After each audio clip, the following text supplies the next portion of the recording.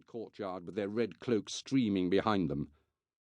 His sudden appearance from the shadows gave him the element of surprise, and there was a moment of confusion before the decurion in charge soared his mount to a halt and gaped in disbelief at the tall, commanding figure with the sword in his left hand. It lasted all of a second before he heard the nerve-tingling hiss of 20 blades being unsheathed. He waited unflinchingly for the command that would begin it and end it. But before it could be given, a hooded figure emerged from the centre of the mass and drew back the cowl that hid his face. "I see you still know how to wield a sword." A tall man, spare and neat, with his prematurely white hair cropped short.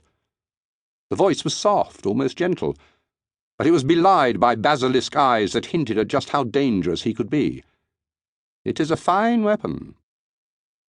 Valerius attempted to hide his astonishment at his visitor's identity. "As fine as the day you placed it in my hand, but somewhat rash to bear it in the presence of a consul of Rome."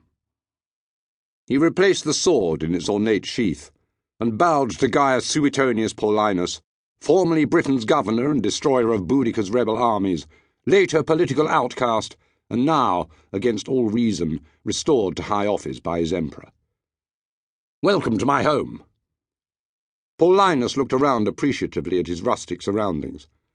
"A fine estate, but then you have had ample time to concentrate upon it this last year." Valerius smiled politely at the unsubtle hint.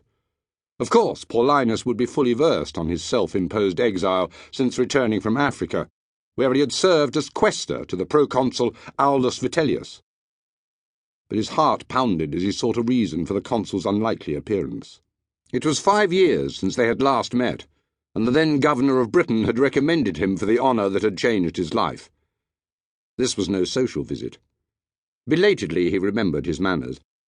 "I know it is early, but perhaps you would like to sample our wine?" he offered. "I will have my slaves see to your horses and feed your men." Paulinus shook his head. "A little water, and whatever you normally break your fast with. We have matters to discuss, Gaius Valerius Verrens. Private matters." The words "private matters" rang a warning bell in Valerius's head. As he led Paulinus inside, he felt as if a dozen arrows were aimed at the centre of his spine. He saw a flash of Olivia's pale features in the doorway of the triclinium, and steered Paulinus past to the library, which was the most secluded room in the house. The consul pretended to admire a marble bust of Valerius's grandfather while they waited for the slaves to deliver food and leave. Valerius unbelted his sword and placed it on one of the 2 couches in the room. The other man gave a smile that asked permission to inspect the weapon, and took Valerius's look of indecision for acceptance. He slid the sword from the ornate scabbard and weighed it in his hand, his eyes narrowing as he studied the blade. Just for a moment Valerius thought he had misjudged the situation, and Paulinus had been sent to kill him. But eventually the consul nodded in satisfaction and slid it home. A fine sword indeed. A sword worthy of the man who held the temple of Claudius to the last man. He reached beneath his cloak and withdrew a slim object which he handed to Valerius. "You served your emperor well at Colonia. Now you have your opportunity to serve him again." What Valerius held in his hand was a leather tube, dark brown and weathered with age, about 12 inches in length, and with the scuffs and scrapes of long usage clear beneath the layers of constant waxing. The imperial seal, an image of the Emperor Nero as the Sun King, was embossed in wax across the join. "Open it." He felt Paulinus's eyes on him as he wedged the tube in his right hand and worked at the stiff flap with his left. The contents were a single sheet of parchment. "Read it, please." Aloud. Valerius was surprised at the power in his voice as he deciphered the neat, clerkish hand.